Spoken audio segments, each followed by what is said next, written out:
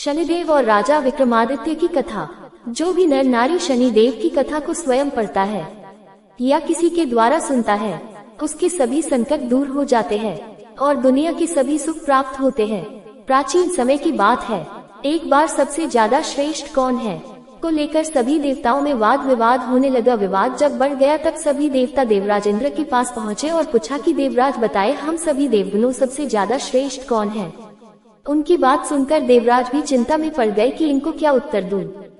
फिर उन्होंने ने कहा, पृथ्वीलोक में उज्जैनी नामक नगरी है, वहाँ के राजा विक्रमादित्य जो कोई न्याय करने में बहुत ज्ञानी है, वो दूध का दूध और पानी का पानी तुरंत कर देते हैं। नापाक उनके पास जाइए, वो आपकी शंका का समाधान कर देंगे।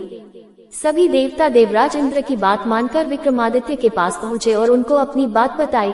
तो विक्रमादित्य ने अलग अलग धातुओं सोना, तंबाक, कांस्य, चंडी आदि के आसन बनवाए और सभी को एक के बाद एक रखने को कहा और सभी देवताओं को उन पर बैठने को कहा। उसके बाद राजा ने कहा, फैसला हो गया, जो सबसे आगे बैठे हैं वो सबसे ज्यादा श्रेष्ठ हैं।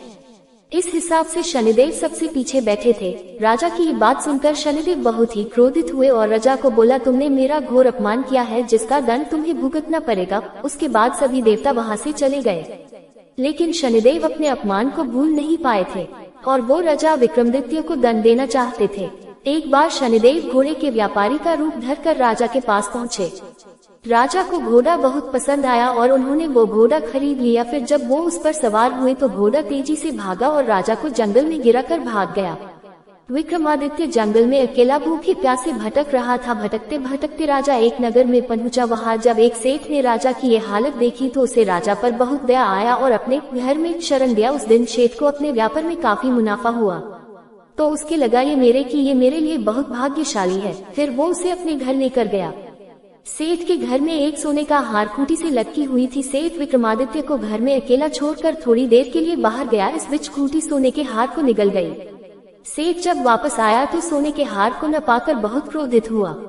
उसे लगा कि विक्रमादित्य ने हार चुरा लिया। वो उसे लेकर उस नगर के राजा पास गया और सारी बात बताई। राजा ने विक्रमादित्य से पूछा कि ये सच है, तो विक्रमादित्य ने बताया कि वो सोने की हार खूंटी निगल गई, जिस पर राजा को भरोसा नहीं हुआ और राजा ने विक्रमादित्य के हाथ पैर काट देने की सजा सुनाई। फिर विक्रमादित्य के हाथ पैर काटकर नगर के चौराहे पर रख दिया। एक दिन उधर से एक तेली गुजर रहा था। उसने जब विक्रमादित्य की हालत देखी तो बहुत दुखी हुआ। वो उसे अपने घर लगाया और वहीं रखा। एक दिन राजा विक्रमादित्य मल्लहार गा रहे थे और उसी रास्ते से उस नगर की राजकुमारी जा रही थी। उसने जब मल्लहार की आवाज सुनी तो वो आवाज का पीछा करते विक्रमादित्य के पास पहुंची और उसकी ये हालत देखी तो बहुत दुखी हुई और अपने महल जाकर पिता से विक्रमादित्य से शादी करने की जिद करने लगी। राजा पहले तो बहुत क्रोधित हुए, फिर बेटी की जिद के झुककर दोनों का विवाह कराया। तब तक विक्रमादित्य का 7.5 का प्रकोप भी समाप्त हो गया था। फिर एक दिन शनिदेव विक्रमादित्य के स्वप्न में आए और बताया कि ये सारी घटना उनके क्रोध के कारण हुई। फिर राजा ने कहा, हे प्रभु, आपने जितना कष्ट मुझे दिया उतना किसी को न देना।